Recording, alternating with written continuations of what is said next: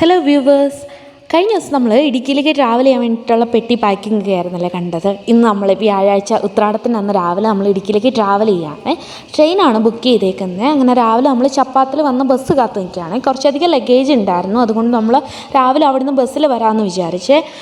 ബൈക്കിലൊക്കെ വരണമെങ്കിൽ കുറച്ച് ഡിഫിക്കൽട്ടാണ്. അങ്ങനെ നമ്മൾ തമ്പാനൂർ എത്തി. തമ്പാനൂരിൻ്റെ ഒരു സൈഡ് റെയിൽവേ സ്റ്റേഷനും ഒരു സൈഡിൽ ബസ് സ്റ്റാൻഡും ആണ്. അപ്പോൾ യാത്ര ചെയ്യുന്നവർക്കൊക്കെ അത്യാവശ്യം നല്ല കൺവീനിയൻ്റ് ആണ് അത്.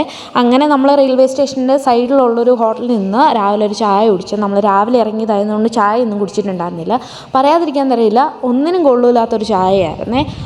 വെള്ളത്തിനകത്ത് ചുമ്മാ തേയിലപ്പൊടി ഇട്ടിട്ട് അതിന് ചായ എന്ന് പേരും. അങ്ങനെ നമ്മുടെ ശബരി എക്സ്പ്രസ് ആണ് നമ്മൾ ബുക്ക് ചെയ്ത് 6:45.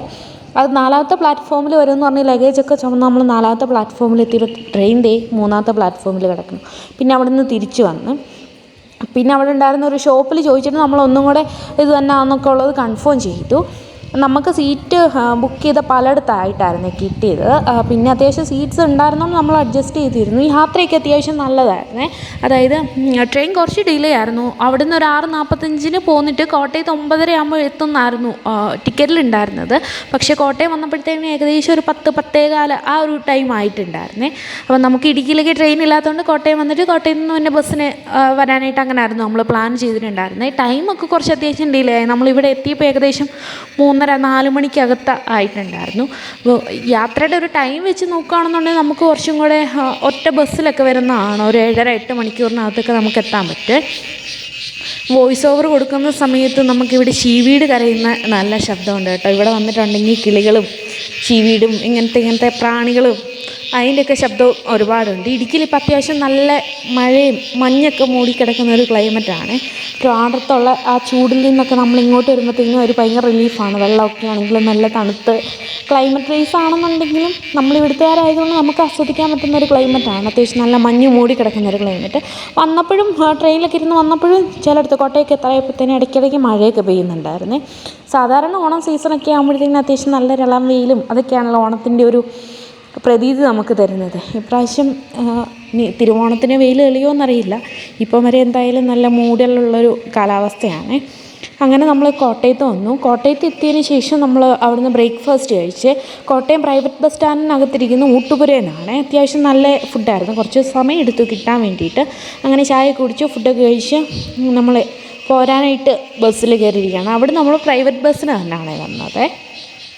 ഇന്ന് അത്യാവശ്യം നല്ല തിരക്കുണ്ടായിരുന്നു. എല്ലാവരും അവധി ദിവസങ്ങളൊക്കെ ആയിട്ട് വീട്ടിലേക്കും നാട്ടിലേക്കൊക്കെ പോകുന്നൊരു തിരക്കായതുകൊണ്ടേ ഇങ്ങ് വന്ന് ഈ മലനിരകളൊക്കെ കണ്ടപ്പോഴത്തേക്കിനാണ് ശരിക്കും പറഞ്ഞാൽ ഒരു സമാധാനമായി. ഞാൻ ശരിക്കും ഒരു 9 മാസത്തിന് ശേഷമാണ് ഇടുക്കിയിലേക്ക് ട്രാവൽ ചെയ്യുന്നത്.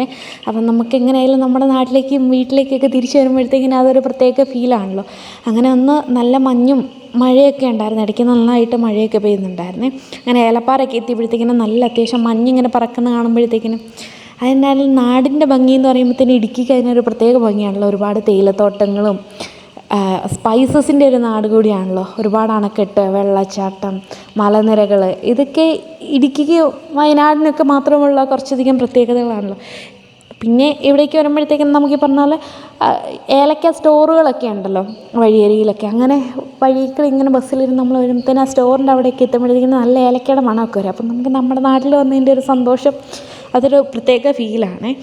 അങ്ങനെ നമ്മൾ ട്രാവൽ ചെയ്ത് കട്ടപ്പന എത്തി കഴിഞ്ഞിട്ട് നമ്മൾ അവിടെ നിന്നൊരു ചായയൊക്കെ കുടിച്ച് വീട്ടിൽ വന്നു.